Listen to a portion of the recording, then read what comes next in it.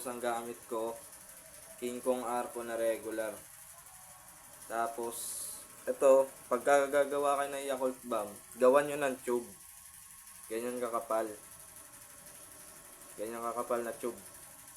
Tapos, isasalpak nyo yan dito sa loob.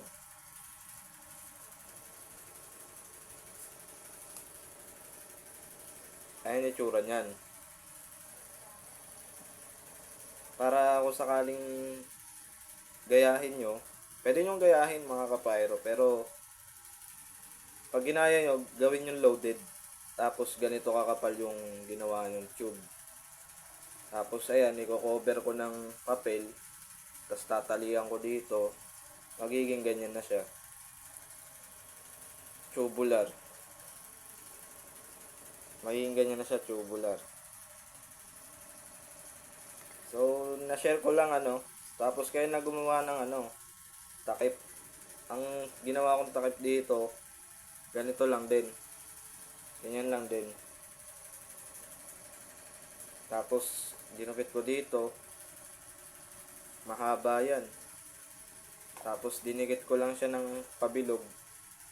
Kasi yun, na-share ko lang kasi maraming gumawa dati ng Yakult Bomb, Yakult Whistle Bomb na Yakult mismo. Suggest ko sa inyo mga boss, gawa kayo ng tube. Ganito kakapal. Tapos yung Yakult, punuin nyo. Punong-puno. O hanggang dito, sabihin na natin hanggang dito. Tapos saka nyo salpak dito sa loob. Kahit walang bato yan sa ilalim, kahit wala nang bato yan. Basta Yakult lang. Solid yan, promise mga boss. Magugustuhan nyo. Mas solid, mas malalamangan niya pa yung yung mga Goodbye Philippines na tubular, tube type. Tapos yung mga atomic whistle bomb, malalamangan niya to, promise. Yung impact, mas malakas pa sa sa ganong kalalaki.